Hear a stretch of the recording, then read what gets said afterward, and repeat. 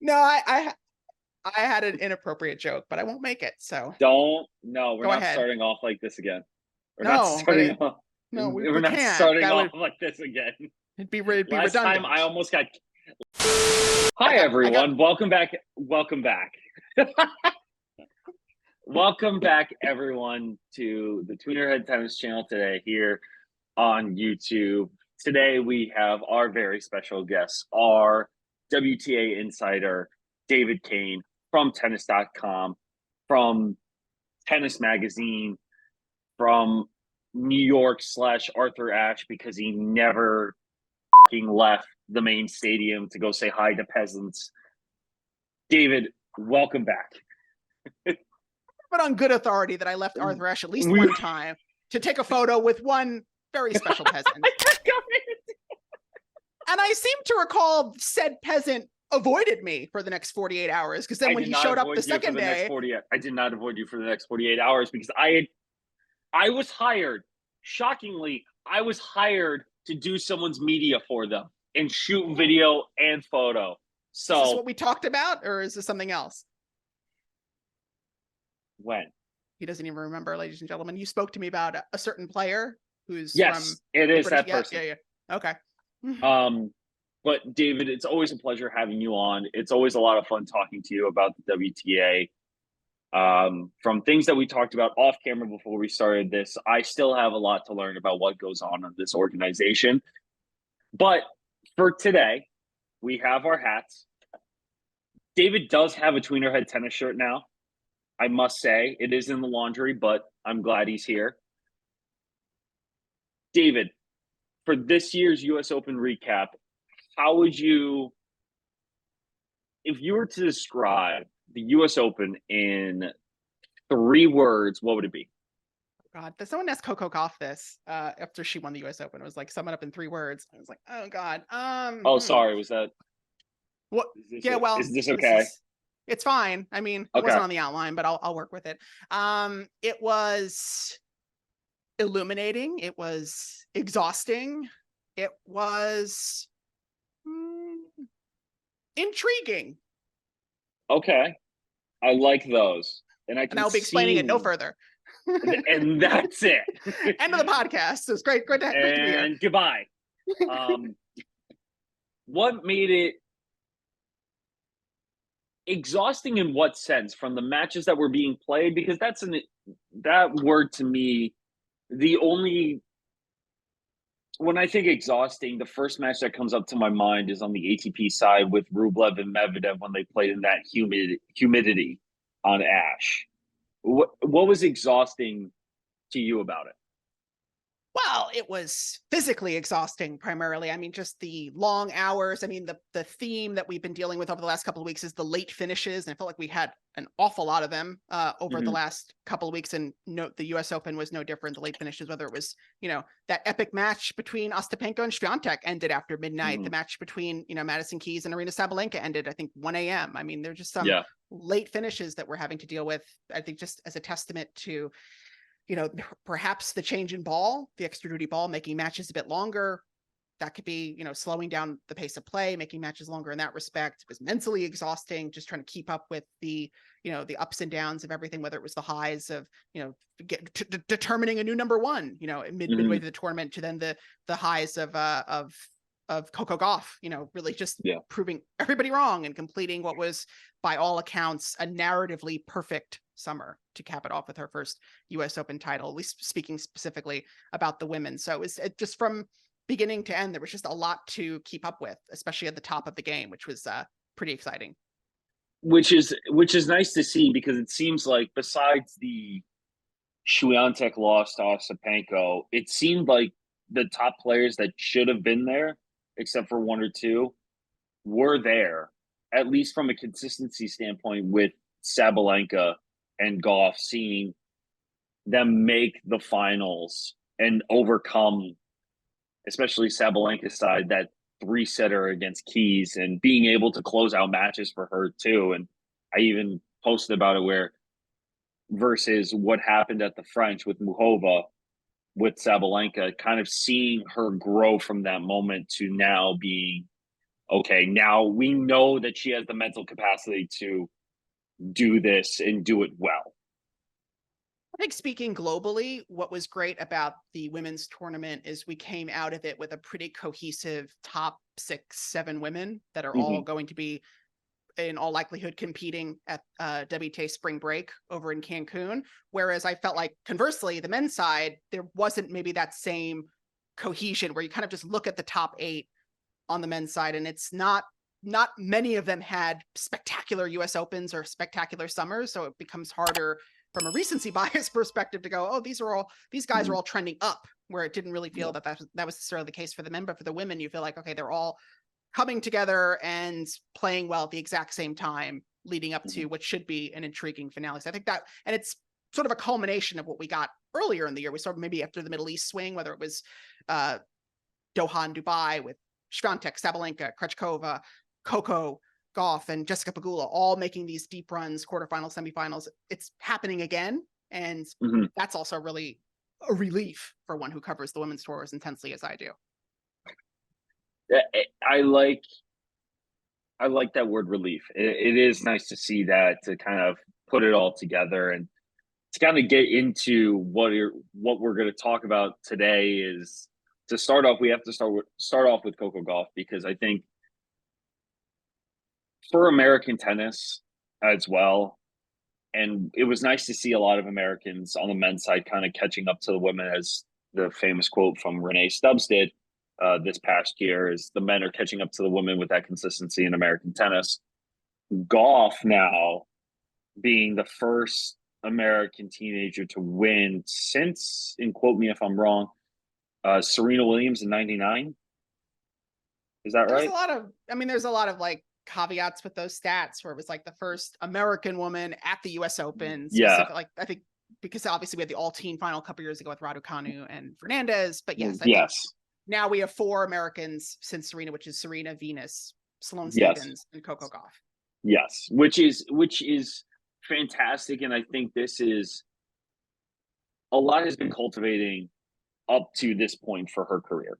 And for me, when we first saw her come onto the scene, it was in between her breakout and to maybe 2 years ago, that it was kind of a gray area.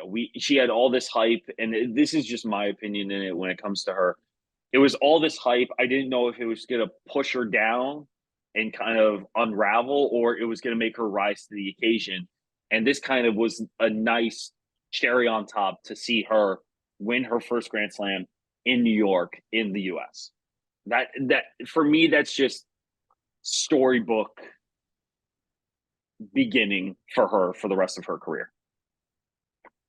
Yeah, narratively, as I said, it was just a pretty clean run from Coco from start of the summer to the US Open, and kind of out of nowhere. I mean, I talked about this on a competing podcast about sort of the perception of Gauff earlier in the season. You know, and it helps because it got all my thoughts arranged. It was kind of like the opening act for this here main event that I'm currently participating in. But I feel like earlier in the season, Coco Gauff was stagnating. You know, she was beating most of the players she was supposed to beat, wasn't beating players ranked above her, you know, taking some pretty rough losses to your Swiateks, to your Sabalenkas. Things start to kind of turn in Madrid, where Paula Badosa beats her, I think, 3-0, and is kind of mocking the forehand in press, being like, that was what I was going for. And it was a big joke. You know, Coco Gauff's forehand is bad. And then, you know, looking at her at the French, where it kind of really felt like a huge opportunity for Mira Andreeva to get her first big win over a top player. It was sort of an interesting full circle, which that they played again at the US Open, where like then Coco is the big front runner and just kind of dismantles her. And you're thinking, okay, Coco is back. But in Paris, it was kind of like a litmus test for where Andreeva was in her rise. And it was really just sort of a sad indictment of how quickly things passed, that it felt like Coco at 19 was old news. And obviously culminating with that defeat at Wimbledon, where I think she really endured the biggest brunt of top line criticism, because I think what Coco is talking about in terms of, you know, the haters and the non-believers, that's probably more amongst the rank and file tennis Twitter. I don't think people at the top of the game were being as critical of Coco until Wimbledon. So from that perspective, it was like, okay, you've endured maybe 10 to 12 days of some harsh commentary, and all from a place of, we want you to get better. I don't think there was ever a negative, you don't deserve it. I think everyone saw the fact that Coco had everything. She had a good backhand, had a good serve, good all court game, a phenomenal athlete, mentally strong. You got to fix the forehand. You got to be more aggressive. And to her credit, she comes through this summer and does everything that anyone's ever asked of her. Be more aggressive, play more consistent, get wins over Iga Swiatek, get wins over a heavy hitting player having a good day like an Aryna Sabalenka, and run the table. And I think the takeaway from this US Open is that not that necessarily Coco is a more aggressive player, but she's figured out more than one way to win. She can win with her defense, the way she did the US Open final against Sabalenka, and she can be more aggressive, the way that she just took the match away from Caroline Wozniacki in the 4th round. I mean, this is a more complete player than what we saw only 8 weeks ago, which is kind of crazy. You don't a player doesn't typically revamp their game that quickly. That much, or certainly add that much to their arsenal in such a short span of time. And the testament to what Coco has been and seemingly always will be at this point. And for me too, and what you just said too, sorry, someone is disrupting this. This for so you too, points. You really did, because for me too, when you talked about that criticism from the higher ranked players, do you think that she is one of the ones that doesn't get as much criticism as others compared to the other top 10 players? From who? From the media? Yeah. Yeah, I think there was a sense from the media that, or a hope that she would figure it out. And I think there was a lot of grace given to her, because for a while, it didn't seem like she was necessarily on track to figuring it out. The forehand was not getting better. She was not becoming more aggressive. Other players were figuring out how to beat her and then talking about it in press, which is like sort of unheard of. You know, how many times do you go to a press conference and they go, oh, I'm not going to tell you what my strategy is going in. And it was sort of the opposite with Coco. It was like, we're hitting it to her forehand now. I mean, even the beginning of the final against Sabalenka, I looked over at my colleague and I said, I don't think Coco's hit a backhand yet. I think Sabalenka was almost exclusively targeting the Gauff forehand to start the match. And then I think obviously the match turned, but yeah, I think from the media, I think there was a sense of, and there was a lot of cautious optimism when she hired Parariba and took on Brad Gilbert, that, okay, she's making some big changes and let's see how this pans out. When she talks about the criticism, I think it's from sort of just your regular fans, doubters, and like, oh, she's so hyped, because then who's hyping her? It would have to be the media. So it's where does that resentment come from? It would only come from the people who are saying, give her time, she will, figure it out. So I like to think that it's from that exclusively. And yes, she did say it during her acceptance speech at the US Open. Thank you to all my haters. Thank you to all the people that didn't believe in me. But I genuinely think she was one of the ones that everyone was waiting for. Compared to other players and the greatness that comes along with it, Gauff to me was one of the ones where people knew who she was and were just waiting for that breakout. And then she finally does it on a consistent basis this year, or at least, let me rephrase, this summer, where she put it all together and then finalizes it with the US Open title.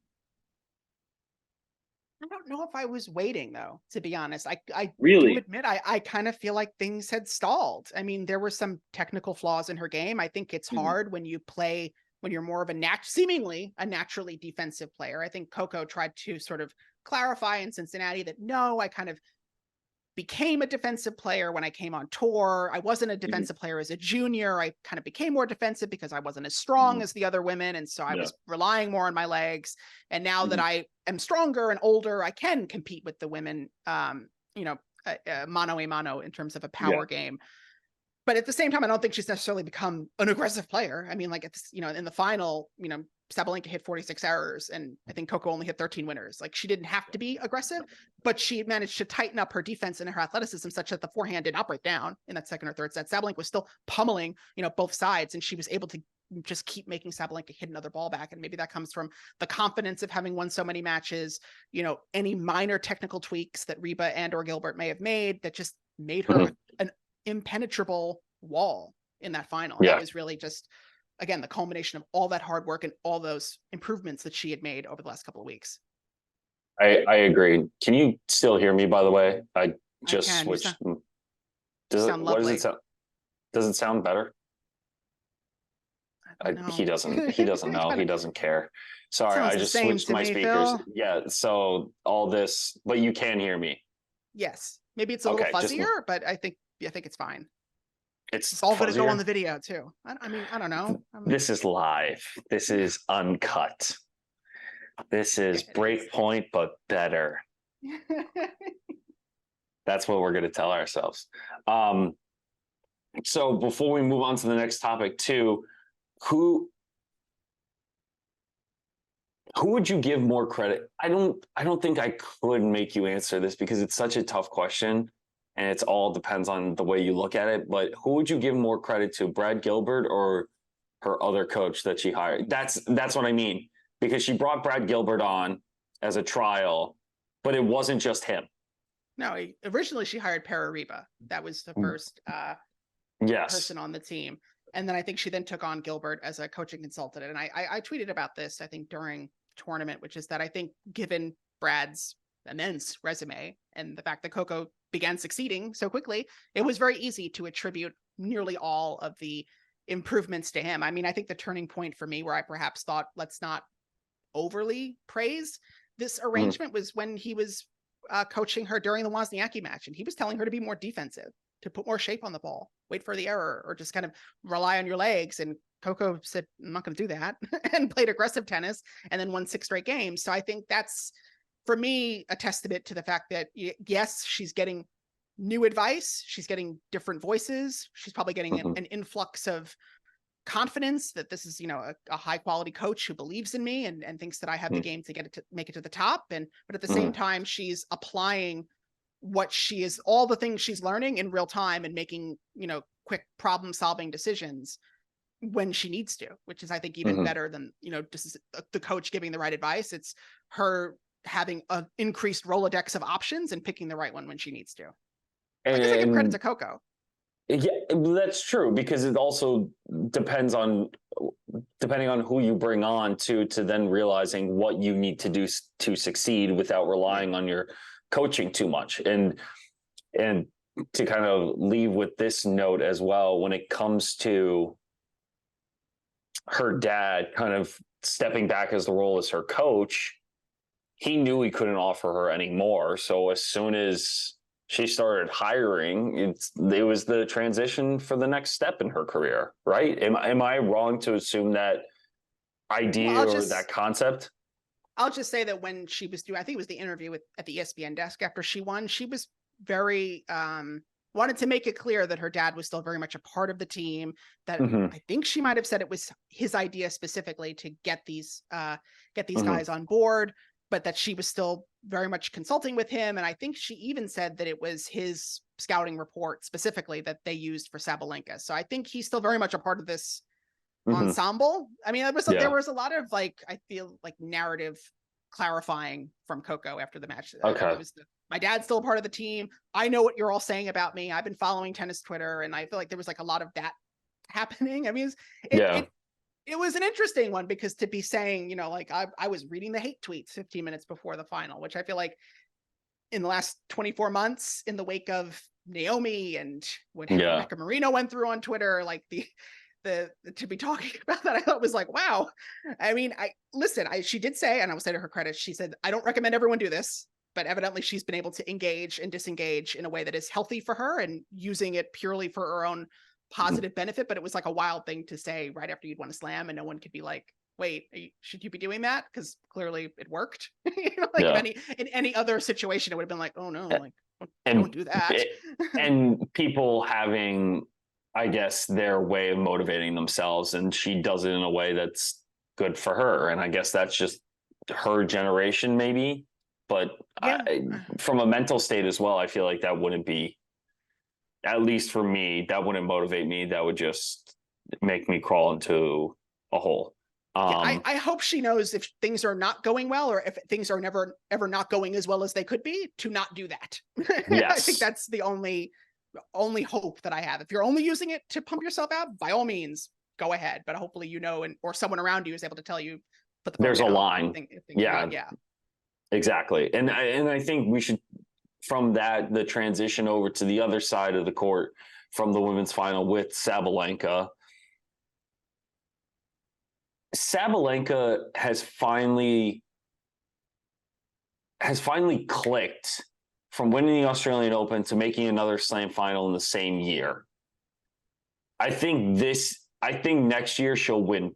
She could win too if she really had it. What do you think is next for Sabalenka? No, I mean, I felt like it was an interesting reaction to her because it felt like she was very clear on what went wrong after the final. She felt like, you know, she was overthinking things, going for too much. The crowd got involved, you know, and the match kind of fell away from her when she was in total control. And given how self-assured, how confident, you know, Coco comes across, to compare the two of them, it felt like Coco was the more mature one, even though Sabalenka's already won the slam.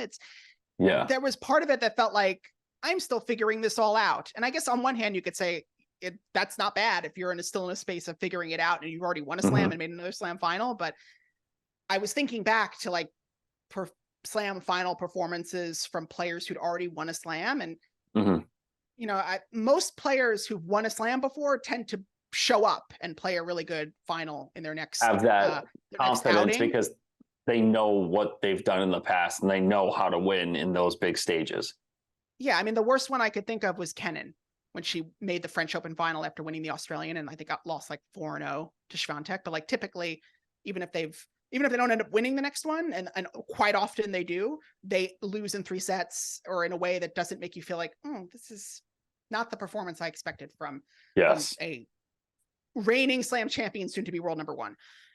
And especially after someone who just won that sort of really big emotional semifinal against Madison Keys, where I felt like, okay, wow, you've really, you know, you've overcome such a hurdle. Her coaching team even said earlier in the tournament, like, look, Aryna knows what to do in finals. You know, semifinals can sometimes get in her head about, you know, playing for the chance to win. But once she's in the final, she's nails. She knows what she has to do, and she's able to play a lot more freely. And for about a set and a quarter, that was the case. And it really did seem like she was going to figure out that second set early on. Coco was double faulting, was not playing that great, but then just really tightened up her game, made Aryna hit a few extra balls that Aryna missed. She gets the crowd involved and the match just turns. And it was a long 2 sets of Aryna, you know, missing a lot of shots. And again, to Coco's credit, she got a lot of balls back, but that there was no plan B in all that overthinking that that was a little worrisome. But, you know, again, a player with the most consistent season at the slams is making it deep and giving, you know, as Joe Conta used to say, she was putting herself in positions to succeed. It's hard to falter, but the ending of these slams have left something to be desired, whether it's the Mukova match from a 5-2 up, the Jabeur match from a set in 4-2, and this Coco final. You felt like for good chunks of it, she was the better player. And what's surprising too is, and I don't think I would say this, but it's close to, she put up some great wins, like good, solid wins in her run to the final. Kind of that era of Swiatek always beating someone 0-1 or always having a bagel in a match that she wins. Sabalenka won 6-1, 6-1 against Burrell. Won against Kazatkina in the first set 6-1, won 6-3, and then beat Zhang 6-1, 6-4. Like, those are good results. Like, that's just absolute domination from her. So it seems like she's picked up speed to win and win efficiently in the early rounds before a semifinal or a final. For sure. Yeah. I mean, she killed Burrell. I mean, it was like, it would have been under an hour, but there was like one long game that like pushed it to like an hour 2. And I was like, it would have been under an hour. And then the match after she becomes number 1, she was up a set in 5-1 on Kasatkina before figuring that one out, and really did not give much of an opening to Qinwen, Zheng Qinwen in the quarters. So by the semis, I really thought, okay, she's up against the Madison Keys, who's been similarly ineffective in Grand Slam semifinals. Like, this will be another straightforward match. It became not so straightforward. But just the emotional hurdle of having figured it out and won it in 3 sets. I really did think that it was a very different opponent in the final. I will say she wasn't going to get any errors from Goff the way that she got from Keys. And so maybe that was a little bit, and then the lateness of the finish, but she seemed to feel like it was just a matter of, look, I got in my head, I overthought it. I knew what I had to do and I just didn't execute, which, I mean, the one thing I appreciate about the Sabalenka postmortems is that she does feel nothing she says ever feels like, well, that's not right. Like it's always like a pretty clear idea of like, this is what I did wrong and I'm not going to do it again. And we've been having this conversation about Sabalenka for several years now, that like every match, every tournament, she comes out of it a bit stronger, and maybe the dam will burst and she'll have figured everything out, and just hoping we get there soon because she's just so damn talented. Well, world number 1 now, first time she's achieved that, past Swiatek by making the final. Mm-hmm. How many, I think I said I could see her win 2 finals next year. How many Grand Slams do you think she is in contention for next year? I don't know. I mean, she's, like you said, she's been really consistent now at majors in a way that is kind of, like you said, the closest to Swiatek, someone who just is showing up to each and every major tournament and playing deep, making at least the second week in a way that it was certainly the opposite of what Sabalenka used to be like pre 2021 Wimbledon. I think like it took her like her first 17 tries to make a second week. So there's that. I want to see how the next couple of weeks plays out. I want to see how the WTA final shakes out. I mean, I think that will be fairly instructive in terms of the momentum. I mean, she ended last year on such a high, it allowed her to attack 2023 with some real gusto between the offseason and being undefeated through the start of the year. So, I mean, it always feels like a bit of a wait and see with her, because you always feel like at any moment the dam could break and things could really fall apart. But she, to her credit, keeps getting up and playing well. I mean, I think that between Swiatek and Sabalenka, I still think that Swiatek still probably has the better long-term potential. I feel less unsettled about her, even if Sabalenka had the much better year at the slams overall. Yeah. Well, and that kind of brings me up to that next point of how Sabalenka was able to get the number 1 ranking despite Swiatek having a very good year and maintaining that number 1 ranking for a very long time. I think is she now number 3 for longest consecutive weeks at the number 1 spot? She may have achieved some impressive streak. I mean, she was number 1 basically since last March. So 70 odd weeks in a row. I mean, it was fascinating because it felt like Sabalenka kept falling just short, but Swiatek, to her credit, was defending, I would say, 75% of her points and then gaining another 10%. Like she didn't necessarily do as well in, she didn't do as well in one tournament. Like she missed Miami, but then made the finals of Madrid, made the semis, I think, in Rome, and made the quarters at Wimbledon that she didn't do as well in last year, and then made deep runs in both Canada and Cincinnati. Was making things very difficult for Sabalenka. And any other year out of the last 5, Sabalenka, I think, would have been number 1 probably by the French, but it was a testament to the fact that Swiatek was about as good as she could have been. I mean, that was always going to be a very tough ask to back up last year, because she set just an impossibly high standard. But I think ultimately the earlier than expected losses in Australia, at Wimbledon, at the US Open are what did it, because it very easily could have still been Iga at number 1, because I do question how that Iga Coco quarterfinal would have went. It all felt very soon. Coco's been great. It would have been like, wow, if she really beat her twice out of 2 tournaments, that would have been a big message. I mean, that would have been like an A++ as opposed to an A+ from Coco. But I think, and let's not go crazy. It'd be like, but she didn't beat Iga twice, so it doesn't count. No. I'm kidding. But I think that's an interesting one. He's kidding. But speaking of world number 1s, Caroline Wozniacki. 2 things. 1, were you expecting her to go this far? 2, do we think she'll be a contender next year? Go. I thought Caroline was going to be in the top 8. I mean, I was very confident about this comeback. I felt Were you like, really? I felt like we're going to see her at WTA finals to be determined. I always felt like she was just going to boom, boom, bam. And, you know, because at the time when she announced, the top 8 was pretty soft. I mean, I think Mukova was like top 5 purely off the strength of her RG final and 2 quarterfinals in the Middle East. It was not like it would have been a Herculean effort necessarily for Caroline to make, you know, some deep inroads. Obviously, she would have had to do some huge things. But at the time that she announced, it felt like, what is the WTA tour missing right now? Someone who can get everything back. And that's something that I thought that Caroline was going to add to the equation. I think we didn't really necessarily factor in Coco kind of being able to do that as well, if not better. But I would still have very high. I mean, I think that the US Open was the best tournament we've seen from Caroline out of the 3. I mean, it's 100%. so much because, you know, the early loss it's to Vondrousova, 3 tournaments.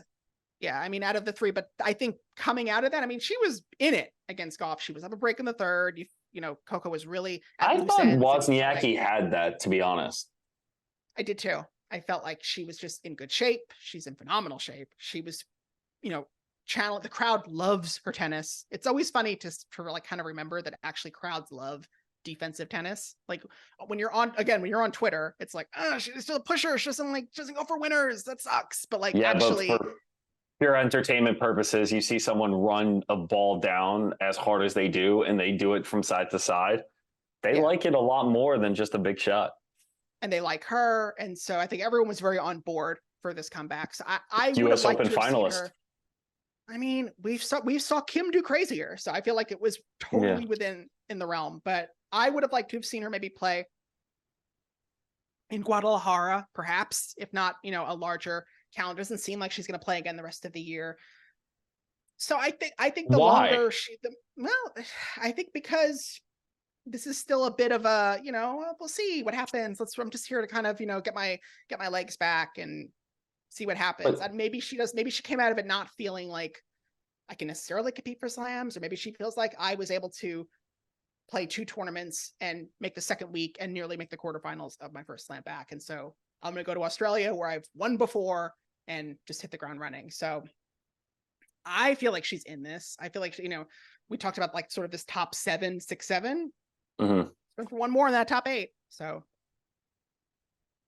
there is, but for me too, I just don't get the concept, and maybe this is just my opinion, but when it comes to players that come back from giving birth, or former Grand Slam champion, granted, like giving all these opportunities to them, but then not trying to play smaller level tournaments just to dip their toe back into competition, they throw themselves into it like it's nothing, because they know tournaments will give them a wild card in order to get the views, get the fans engaged, because this is probably one of the best tennis players during her era. And for her too, why wouldn't she play these tournaments after the US Open? Why wouldn't she play these small 250s or even a 125K?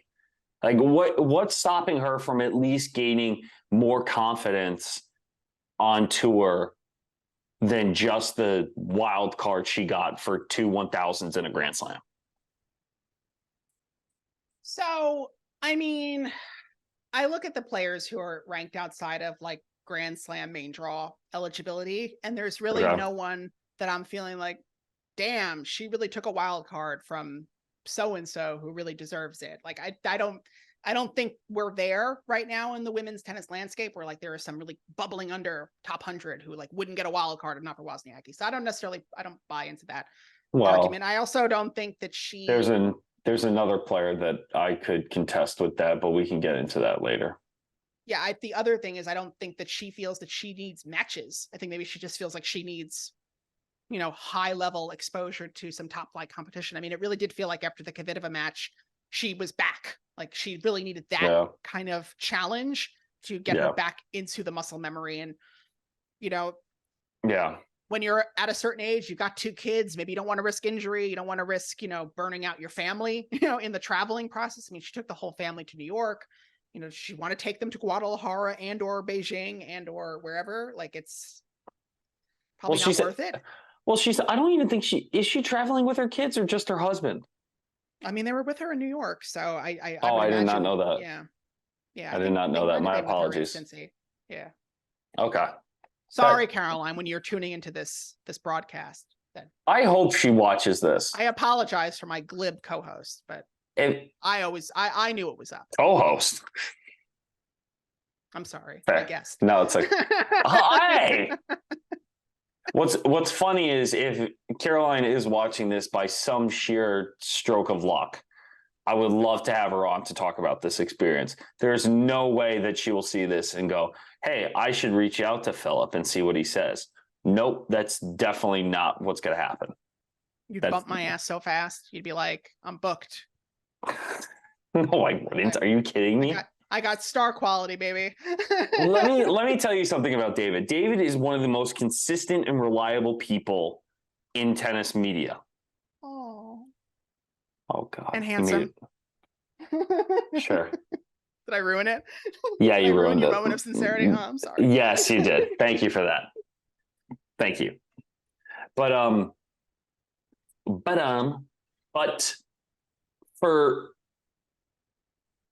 do you know who I'm talking about when I refer to the other wild card? Genuinely don't, because I was at qualies that week before the tournament. None of them were like, wow, I really wish you'd gotten a wild card.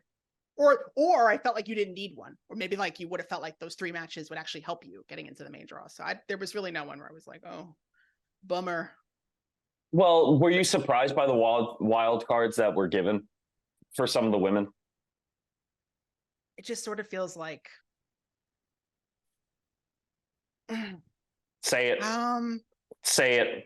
I don't know. Say it and I'll back you up. Say it and I'll back you up. I think outside the top 75 right now, it is interesting. It's just not I looked back at like the 2019 qualifying draw and compared it to now. I mean, there's just been a lot of turnover. Players have either made it into the main draw or they've retired, and there's this sort of new crop of women ranked between 101 and 250 that not too familiar with, and it just it didn't seem like necessarily a crop of people who were going places. I don't know. I mean, that's my opinion. It's not my opinion. I don't even think it's that. It's just, I understand when people want to bring in more fans to get engaged and have a headline, but not a main draw wild card. Just for Caroline, you think Caroline should have to play no the challengers? Not Caroline, the other one. I don't know what you're talking about. Oh, Venus Williams. Oh. Let the record show that I am in full favor of Venus Williams getting as many wild cards as she wants. She's like 100 years old, and if she wants to play the tournaments that she wants to play, let her play them. I mean, look, I don't know. I mean, again, I feel the same way about the qualies field. I don't feel like there was anyone that, oh my God, if Venus had not, they should have not given it to her. They should have given it to someone but there are. He's got a night session. Give me someone else. I made a video on TikTok for this too, and there are college kids. Sure, the TikTok people love that. They really on board with your anti-Venus rant. They probably were like, "Yeah, it wasn't. You're onto something." Time out. It's not an anti-Venus rant. I don't have to get you canceled. It's not an anti-Venus rant. It's the pedigree that she has is immense. And there's the history that she is made and created will not be matched. Created an absolute dynasty, and everyone should be grateful for them. And I'm not saying we shouldn't. But I think we've hit a point where we may or may not need to move on. That's all I'm saying. Am I wrong? I mean, again, my only thing is that I would feel a lot more strongly about this if such and such player either lost in qualies or wasn't able to enter, and they gave it to that mean old Venus, and she went out there and embarrassed herself, and we could have had somebody else in the draw that really deserved it. I don't feel that way. There's no one. Name me one person that didn't get into the draw because of her. Jennifer Brady got a wild card into main draw, correct? If not, she used her PR. I think that was a little bit of a question. That where, was a could she use PR. it for? It could have been a She PR, did. but she could have been a wild card and not have to waste her PR. I think it was one of those. Like, I think Like I did that, see some I don't think discourse. she should have wasted her PR on that. That should have been a wild card. I mean, if she I'm made the third looking at- round. She made the third rounds, and That's what got I'm some ranking saying, though. points. Like that. She made it. She's Let in the me- draw. let I mean, me- again, that's let me somebody give else where I'm you- like, For anyone that's watching this or listening to this, I would like you guys to comment down below who deserved a wild card on the women's side, main draw, this year at who the didn't US get Open. one, or Who didn't get including one. people- Okay. That didn't get one. I would like to hear people's opinions on that. Because I am now at the 250 mark. And I get your point. I mean, I would have loved to see Cecile Karantancevic get one, but I love her. But that's not because I thought she should be in the main draw. That would have been a draw for me. I understand where I understand. But at the same time, I mean, it's not Still. great that she went out and lost to Greetman and in the first round and, barely won games. didn't but lose, lost hard. Like But that was bad. it doesn't make me feel like that she's necessarily going to come back at the next tournament and play a lot better. But at the same time, not a single player crossed my mind during her match, and where I thought, wow, we could have been watching this player, but we're not because of Venus. But that's what's crazy to me is that Grand Slams don't give wild cards to up and comers unless it's from their home country. That's a different conversation. That even from outside the States, I couldn't think of that. I mean, Mira Andreeva was in the draw. That's probably the only person outside of the States where I would have felt like, oh, wow. What I said in my video was in the NCAA, you're allowed to give wild cards to the people that win the individuals. This year, a Chinese girl from UCLA won it. Because she's not American, she didn't get the wild card into the main draw of the US Open, nor was she given a wild card into qualifying. So, where are we with that? Well, that feels like another weird fakakta college rule that y'all need to figure out over in college land, whether it's Fiona Crawley not being able to take her prize money or this one not being guaranteed a wild card because she's not from the States, but she would have if she was American. I mean, that's whatever. That's more. Well, how come Fiona didn't get a wild card into the main draw? Did she deserve a wild card into the main draw? Yes. She won through qualifying. Yeah, which is honestly a better story than her just have gotten a wild card and then she would have lost in the first round. I mean, I think that's actually a better. Mm-hmm. You don't know that. Did she win at a qualies? I mean, she played 3 really good matches. I feel like I have a higher opinion of Crawley because she won the 3 matches. I love that tennis. It's like high fem, like the wrist goes all the way around for that forehand. I don't know how what is it?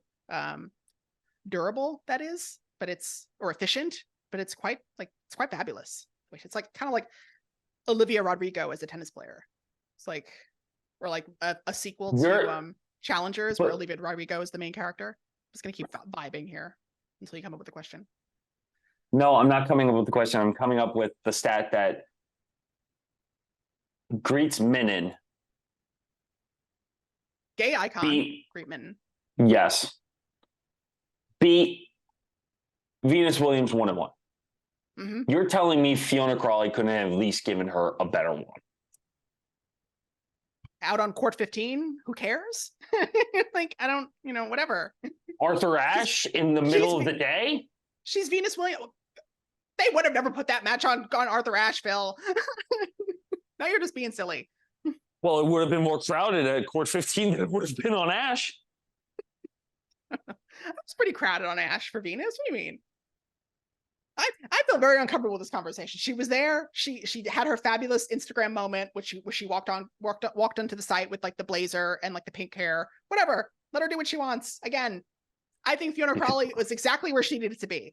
Out on grandstand qualies, beating Timea Babos, making a little name for herself. She got some headlines because she wasn't able to take her prize money on account of college. If she just lost in the first round, there would have been no story there, because it would have been like, well, why do you want that money so badly? You showed up and didn't win your match. What made it interesting was the fact that she won 3 rounds, would have been eligible for the $92,000, and then couldn't collect it because of her ineligibility through visa. 92,000 is what she lost. Yeah, because the first round loss plus the 3 rounds of qualies, 92,000. Yeah. But if she had just shown up as a wild card and lost, everyone would have been like, what are you complaining about? You got to show up for free and whatever. It only mattered. I didn't know that. 3 that. rounds of qualies. Yeah. Well, I didn't know that. Okay, then. Just gotta tell you everything, Phil. So, there was a tournament last week? no, I didn't. Were you there? Every day. It's crazy. There was someone there who looked like you. We took a picture. I don't know. Shocking. He gave me a shirt. That he should wear when he comes onto this channel. It was a nice shirt. I got to tell you. Free advertisement right there. It was a nice shirt. I look good in it too. Thank you. I wore it the day that you were supposed to be there. He did. It was like you disappeared. I don't know if you brought that woman with you or not, but I was waiting for you and I was wearing the shirt.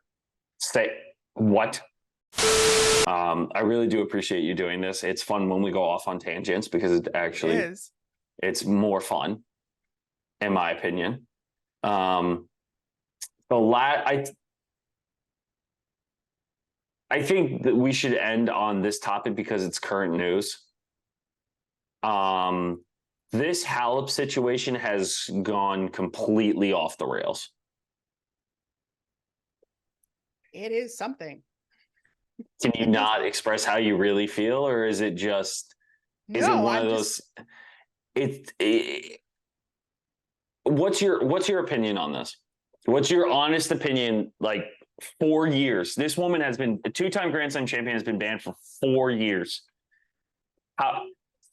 Well, from an emotional standpoint, I feel like it's been hard to engage or feel like there's a lot of stakes in this, because it kind of feels like Halep's career is over, an inflection point. But I think it was over even before this happened. Like, you think so? Yeah. I mean, like, you think talk about someone who was really derailed by the pandemic. I mean, right before everything locks down, she wins her 20th career title in Dubai. She had just won Wimbledon 6 months earlier. You feel like, okay, this is someone who's like in the prime of her career, and then comes back and there's injuries. She skips the 2020 US Open. Huge mistake. The big mistake. Didn't show up to that slam because she was didn't want to catch COVID. Meanwhile, the numbers in New York were like non-existent during that slam. Yeah. So she gave up an opportunity to win a slam that was really right there for her to win. Loses early to Swiatek, gets destroyed by Swiatek at that COVID French Open. And it's just sort of playing catch up for the next 18 months. Is injured, is with the coach, hires Patrick's team, and really gets into the whole team Mouratoglou atmosphere. And then loses that really bad match to Darius Sneaker at the US Open last year. And you feel like, oh, this is going nowhere fast. This is not happening for you. So I didn't really feel like, and then once the initial, positive test came up, you're thinking, well, this is over. She's gonna be out for at least 2 years, if not longer. Maybe whether she gets it cut down to 18 months or 9 months or whatever, she's still going to be gone for a period of time that's already going to render her further more irrelevant.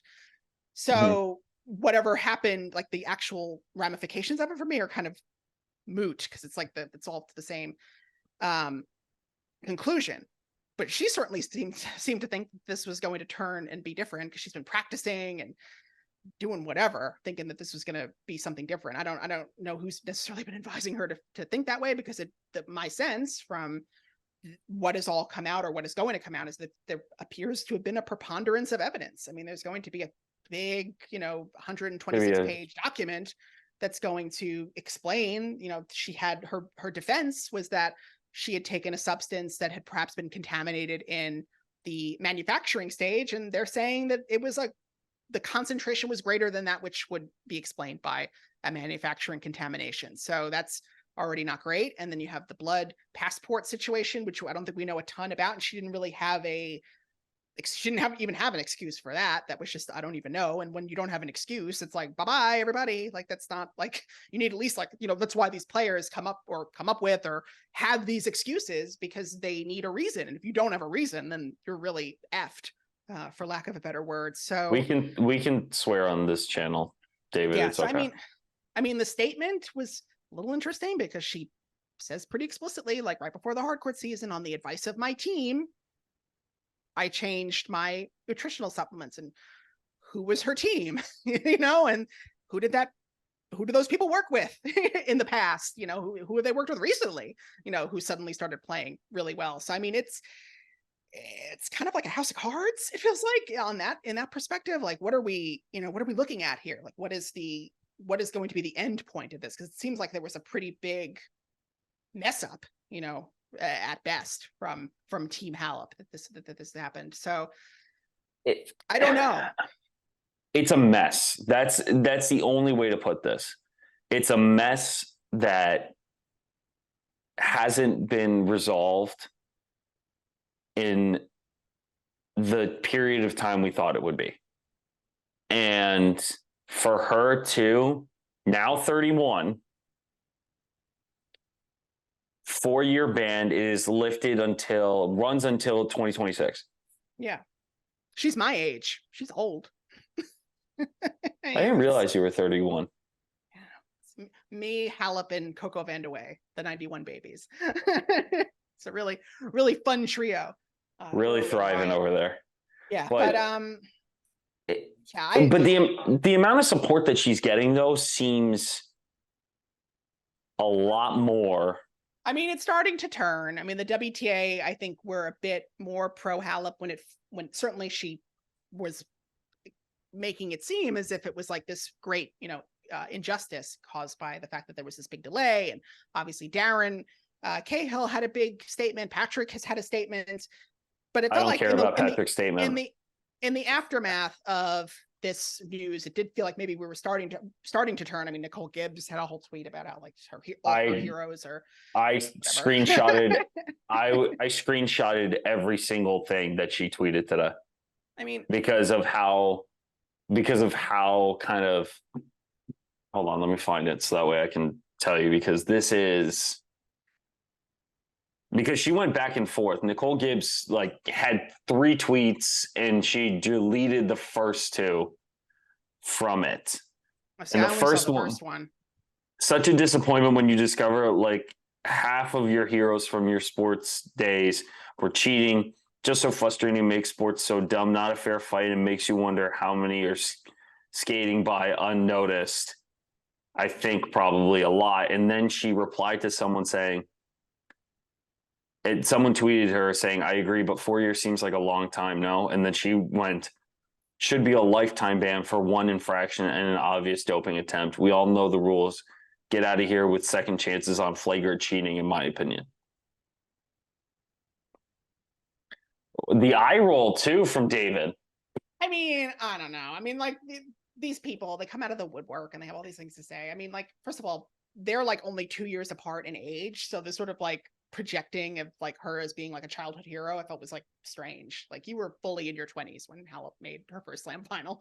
Relax. I mean, I would say that Halep has been given a ton more grace, is what I was actually going to say. Yes. Leading up to this point, compared to a Sharapova who was effectively condemned the day the news came out. I think there was a great amount of restraint that was being, given toward Halep, and the fact that, listen, she's given us no reason to feel this way. And I think it was also a testament to just the lack of animus towards Halep compared to perhaps a Sharapova, who I suspect is the other hero that Gibbs was referring to in her tweet. One would Probably. only surmise. I doubt it was Michael Emer. So shots fired at Michael Emer now. Or Jensen Brooksby. I don't think it was that about him either. No, he had surgery. That's different. Well, okay. Something happened. But the tweets that then came afterwards too, Serena even said a cryptic tweet of like 8 would have been nice when Halep beat her in the finals. Jeannie Bouchard tweeted out, today might not be a good day. I was told not to speak today. Jeannie Bouchard doesn't even play tennis anymore. So what the fuck? So I mean, her opinion doesn't matter. Given the last time she spoke out in this way and it did not work out, I would imagine you would maybe want to hold back a little bit. The Serena thing, it's not surprising. I mean, I don't love the sort of implication that like, if you've committed this one infraction, then therefore you've been doing this your whole career. I mean, if you go out and commit a crime today, the judge doesn't get to say, well, clearly that means you've been committing crimes your whole life and you've just never been caught. Like, that's not how that works. Like, well, you can't say that like about a crime. That's different. Well, if you do something wrong, you're not allowed to, if you cheat on a test, your professor will not be able to say, you've cheated on every test this semester, but I just didn't catch you and I caught you on this one. Like, it's kind of not how that works. Like, you kind of get punished for the infraction that you're given, that you're caught doing. And also it would make sense, given the pretty big major shifts that Halep made in her team, that this would be a recent development. I mean, she was doing things one way for most of her career, makes a big change, and then this happens. That would make me think that there's something happening different to cause this. I mean, especially with some of the other athletes that the teams have worked for as well. So it's I mean, the people who were working with Simona when this happened were working with Serena during the 2019 Wimbledon finals. So I mean, that's just a fact. We don't know. So I would not be saying that if I was in that position. I would probably not say anything, but that's me. Exactly. I'm a very different person. But what did you mean when I was talking about Jeannie in that aspect? You said like, if you said something. Madrid, Madrid earlier this year when she beat Yastremska, she had tweeted about how effectively Yastremska was a doper, and that was the day that Yastremska's grandfather died, and she's been, as a refugee in the middle of a war. I don't know if she needed your tweet, Jeannie Bouchard, who then Yastremska refused to shake her hand at the U.S. Open qualies. That was probably the spiciest that U.S. Open qualies got, by the way. Well, that was probably an interesting one. Well, that was probably the day that Jeannie Bouchard decided to play pickleball instead of continue to play tennis. So that was an interesting announcement. I'm curious to see. Are we surprised by that though? I mean, I've been surprised by most of the pickleball announcements. So I guess I was surprised by that as well. I mean, she's been playing, been pretty determined to keep playing for the last couple of years, even when things have not been, working out that well. So that was it's a huge pivot, to say I'm going to play another sport entirely. Out of nowhere too. During the U.S. Open, like it was like a big, so it was like a move that perhaps wasn't meant to be a big media moment. Where you wouldn't do it in the middle of a slam if you're looking for maximum impact. You would have waited till this week, I would think. Slow news week. Like, wow, I'm changing careers, guys. But good luck to her. Good, yeah. That's all I got for her when it comes to Jeannie Bouchard. That's it. That's really it. Hold my face like this. David, I can't thank you enough for coming on again. We went a little bit over time, but I do appreciate you always doing this. If you guys don't know who David is, writer, don't look me friend, go look him up. He has now over 10,000 followers on Twitter. Yes. I mean, I've had them for a while, but thank you. I just noticed. I'm biting and clawing to try to get to 11. 10 was a big deal, and then I kind of gave up. I was like, oh, it happened. Now I don't need to go on Twitter anymore. Sorry, X. But David, always a pleasure having you on. If you guys haven't seen any of his work, check out the links in the description below to make sure you go check out his work. It's a lot of fun. His work for the Ubisoft collaboration with Daniil Medvedev was a lot of fun to read, so go check that out. David, is there anything else you want to shout out before we end for the night?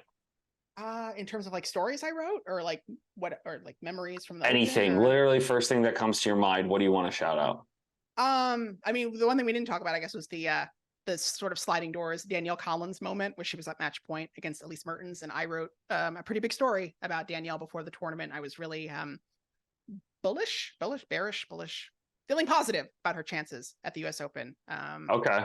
And then unfortunately that did not work out for me or work out for her. But and that would have been a really interesting third round between Danielle and Coco. Perhaps could have changed the course of the entire tournament if Danielle gets the win there. But, I like it. Highly recommend that story. It's a long one, but it was a good one. Definitely worth a read. Thank you again, David. Go follow him on Twitter. I'll put his Instagram in there as well. Go read his stuff, and we'll see you guys in the next one. Thank you so much to David, and thank you guys for watching. We'll see you soon. Thanks, guys.